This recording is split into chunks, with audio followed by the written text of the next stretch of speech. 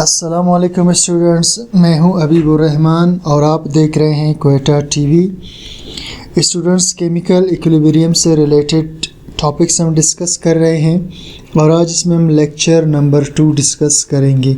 इससे पहले स्टूडेंट्स हमने लेक्चर नंबर 1 इसका डिस्कस किया था। अगर आप में से किसी ने लेक्चर 1 नहीं देखा तो वहां पर जाकर इर्रिवर्सिबल रिएक्शंस और रिवर्सिबल रिएक्शंस के टॉपिक को एक नज़र देख ले। तो स्टूडेंट्स, चलिए स्टार्ट करते हैं लेक्चर 2 को।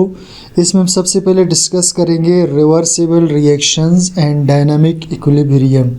स्टूडेंट्स, जैसा कि लास्ट टाइम हमने पढ़ लिया था कि रिवर्सिबल रिएक्शंस क्या होते हैं।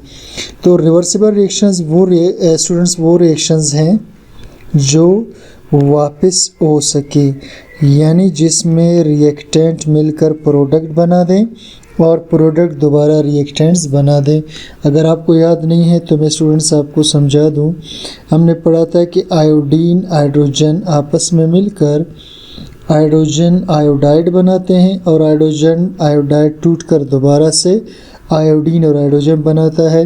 तो ऐसा रिएक्शन जो आगे भी जा रहा हो और पीछे भी चल रहा हो, इसे हम कहते हैं रिवर्सिबल रिएक्शंस। और रिवर्सिबल रिएक्शंस में स्टूडेंट्स डायनामिक इक्विलिब्रियम होता है।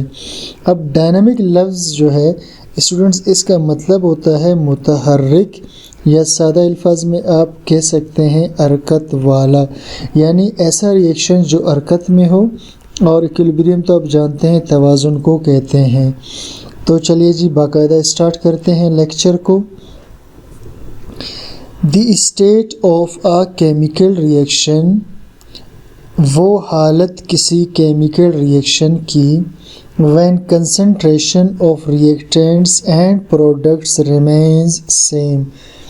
तो किसी रिएक्शन की वो हालत, स्टेट कहते हैं स्टूडेंट्स हालत को। तो किसी रिएक्शन की ऐसी हालत जिसमें मिकदार रिएक्टेंट्स और प्रोडक्ट्स का सेम रहे या अनचेंज्ड रहे, इसे हम कहते हैं स्टेट ऑफ केमिकल इक्विलिब्रियम। मतलब क्या हुआ, जैसे स्टूडेंट्स ये रिएक्शन मैं आपको बता रहा था, इसमें इस तरफ ये वाले रिएक्टेंट्स हैं और ये जो हाइड्रोजन आयोडाइड बनाता है ये क्या है, प्रोडक्ट है। तो स्टूडेंट्स होता ये है कि शुरू में रिएक्टेंट्स मौजूद होते हैं, प्रोडक्ट नहीं होता, और रिएक्टेंट रिएक्शन शुरू करके प्रोडक्ट बनाना स्टार्ट कर लेते हैं। फिर एक वक्त आता है कि प्रोडक्ट की मिकदार बहुत ज़्यादा बढ़ जाती है और रिएक्शन रिवर्स में वापस चलना शुरू कर देता है। और फिर स्टूडेंट्स एक टाइम ऐसा आ जाता है कि जितने रिएक्टेंट्स प्रोडक्ट में बदल रहे होते हैं उतने ही प्रोडक्ट्स वापस रिएक्टेंट में बदलते हैं। ऐसी हालत को हम कहते हैं डायनामिक इक्विलिब्रियम। और इस दौरान स्टूडेंट्स डायनामिक इक्विलिब्रियम की हालत में रिएक्टेंट और प्रोडक्ट की मिकदार सेम रहती है, या जिसे हम कहते हैं कि अनचेंज्ड, चेंज नहीं होता। तो ऐसी हालत केमिकल रिएक्शंस की जब मिकदार रिएक्टेंट और प्रोडक्ट का रिमेन्स रहता हो, सेम एक जैसा रहता हो, बदलता ना हो, इस called state of chemical equilibrium. इसे हम कहते हैं हालत केमिकल इक्विलिब्रियम की। अब स्टूडेंट्स केमिकल इक्विलिब्रियम जो है ये दो किस्म का होता है। एक होता है फिज़िकल इक्विलिब्रियम और एक होता है केमिकल इक्विलिब्रियम। या हम यूँ कह सकते हैं कि इक्विलिब्रियम दो किस्म का है, फिज़िकल इक्विलिब्रियम और केमिकल इक्विलिब्रियम। अब फिज़िकल इक्विलिब्रियम क्या होता है students, equilibrium between two phases of, equilibrium between two, ये स्टूडेंट्स बिटवीन है, मैंने ज़रा इसको मुख्तसर लिखा है, equilibrium between two phases of same substance, यानी तवाज़ुन जब तवाज़ुन हो दरमियान में दो हालतों के, ऑफ सेम सब्सटेंस एक ही चीज़ के, जब एक ही चीज़ के दो हालतों में तवाज़ुन हो। मिसाल के तौर पर स्टूडेंट्स ये आप देख रहे हैं वाटर है और ये पानी के क्या है, बुखारात, जिसे हम कहते हैं स्टीम या बुखारात। ठीक, अब इस दौरान स्टूडेंट्स आप देख रहे हैं कि पानी मुसलसल बुखारात में बदल रहा है बुखारात मुसलसल पानी में। तो स्टूडेंट्स ये बुखारात भी पानी है और ये भी क्या है, पानी है, यानी दोनों क्या है, पानी। तो ऐसा इक्विलिब्रियम जो दो हालतों में हो एक ही चीज़ के, एक ही चीज़ है, पानी है, इसी की दो हालतों में, एक हालत पानी वाला, एक हालत बुखारात वाला, इस दोनों में जब तवाज़ुन चल रहा हो तो इसे हम कहते हैं physical equilibrium. Here change is physical process, यहाँ जो चेंज स्टूडेंट्स वो फिज़िकल है, केमिकल नहीं है, यानी टूट कर कोई नई चीज़ नहीं बन रहा। फिज़िकल का मतलब है पानी, यानी जब पानी लिक्विड था तब भी वही कंपाउंड था और वेपर्स की शक्ल में भी वही कंपाउंड है, कोई केमिकल चेंज इसमें नहीं आया। सेकंड है students chemical equilibrium. Chemical equilibrium is a dynamic state. Chemical equilibrium एक हरकत वाली हालत है। क्या है स्टूडेंट्स, हरकत वाली हालत है। Because reactions continue to occur, क्योंकि रिएक्शन जारी रहता है, इसमें रिएक्शन रुकता नहीं है, रिएक्शन आगे भी जा रहा होता है और रिएक्शन पीछे भी चल रहा होता है, दोनों तरफ, ठीक है। These reactions occur eight same rate, और ये रिएक्शंस होते हैं सेम रफ्तार से। रेट कहते हैं स्टूडेंट्स रफ्तार को, तो ये रिएक्शंस होते हैं एक ही रफ्तार से। Thus no net changes observed on macroscopic level, बस नो नेट चेंज यानी कोई तब्दीली नज़र नहीं आती, कोई तब्दीली भी नज़र नहीं आती। ऑब्जर्व का मतलब है दिखाई देना, नज़र आना, बस कोई तब्दीली नज़र नहीं आती ऑन मैक्रोस्कोपिक लेवल, बड़े पैमाने पर, यानी देखने पर आपको इसमें कोई ख़ास तब्दीली नज़र नहीं आएगी। दोबारा देखिए स्टूडेंट्स, ऐसा केमिकल इक्विलिब्रियम जो हरकत वाली हालत में हो, क्योंकि ये रिएक्शन चल रहा होता है।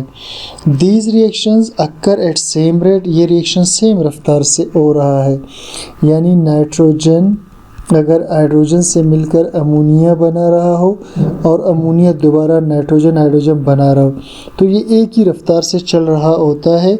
Thus no net change is observe, बस इसमें आपको कोई ख़ास तब्दीली नज़र नहीं आएगी ऑन माइक्रोस्कोपिक लेवल, बड़े पैमाने पर।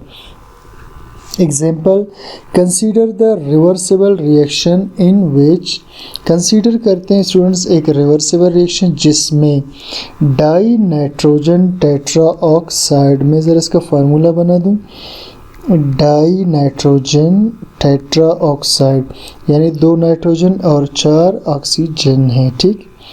तो डाई नाइट्रोजन टेट्रा ऑक्साइड जो कि कलरलेस गैस है, ये क्या है स्टूडेंट्स, एक कलर लेस गैस है, ठीक है, फ्रोज़न हालत में है, ठीक है, जमी हुई हालत में, सॉलिड स्टेट में। तो डाई नाइट्रोजन टेट्राऑक्साइड एक बेरंग किस्म का कंपाउंड है, कन्वर्ट्स, ये बदल जाता है इनटू नाइट्रोजन डाइऑक्साइड, ये बदल जाता है किस में, नाइट्रोजन डाइऑक्साइड में, जो कि डार्क ब्राउन कलर का होता है। किस कलर का स्टूडेंट्स, डार्क ब्राउन कलर का।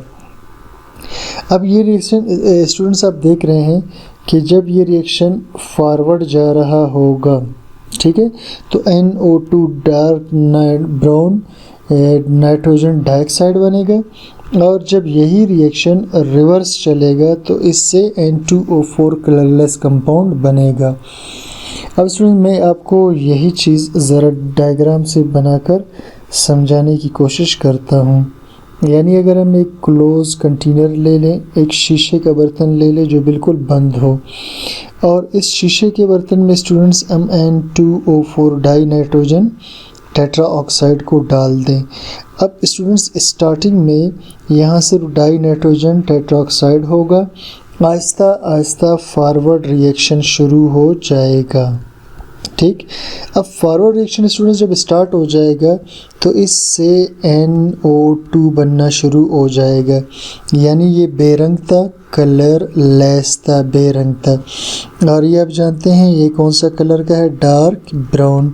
तो शुरू में इस बर्तन में स्टूडेंट्स आपको कोई कलर नज़र नहीं आ रहा था, लेकिन कुछ देर गुजरने के बाद इस बर्तन के अंदर आहिस्ता आहिस्ता डार्क रंग पैदा होना शुरू हुआ।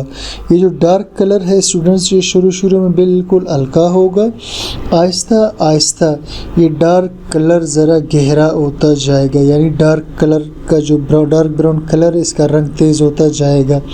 फिर आप देखेंगे एक वक्त आएगा ये जो डार्क ब्राउन कलर है इसमें तब्दीली आना बंद हो जाएगा। इसमें तब्दीली आना क्या हो जाएगा स्टूडेंट्स, बंद हो जाएगा।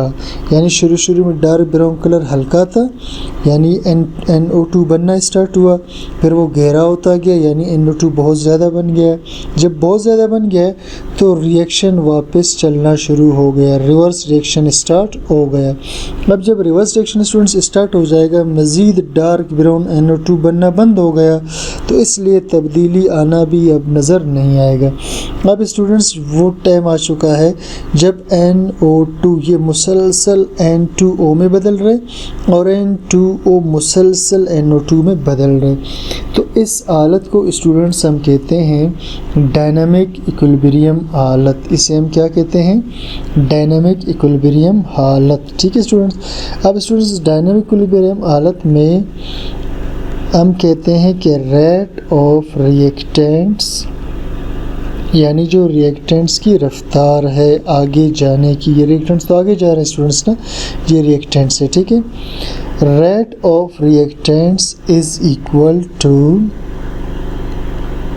तो रेट जो रिएक्टेंट्स का है वो बराबर होता है, इज इक्वल टू बराबर होता है रेट ऑफ प्रोडक्ट्स। या आप यूँ कह सकते हैं कि रेट की जगह कंसंट्रेशन ऑफ रिएक्टेंट्स बराबर होता है कंसंट्रेशन ऑफ प्रोडक्ट से। कंसंट्रेशन कहते हैं मिकदार को, जितना इसका मिकदार होगा उतना ही इसका मिकदार होगा। यानी जैसे ही NO2 की मिकदार कम होकर N2O4 बनेगी, N2O4 की मिकदार बढ़कर वापस कम होकर वापस NO2 बनेगा, और ये रिएक्शन इसी तरह स्टूडेंट्स चलता रहेगा। तो स्टूडेंट्स आज का ये हमारा छोटा सा टॉपिक था। मज़ीद इंशाल्लाह नेक्स्ट लेक्चर के अंदर स्टूडेंट्स हम फिर explanation of change during chemical equilibrium को मज़ीद डिस्कस करेंगे। तो स्टूडेंट्स उम्मीद करता हूँ कि लेक्चर आपको समझ में आ गया होगा। अगर कोई चीज़ समझ में नहीं आया या कोई चीज़ आप डिस्कस करना चाहते हैं, सजेशन देना चाहते हैं, तो मुझे कमेंट सेक्शन में ज़रूर बताइएगा। और स्टूडेंट्स चैनल को सब्सक्राइब कीजिए, लाइक कीजिए, शेयर कीजिए, ताकि मेरी भी हौसला अफजाई हो जाए और आपके लिए अच्छे अच्छे वीडियोज़ बना सकूँ। Thank you for watching.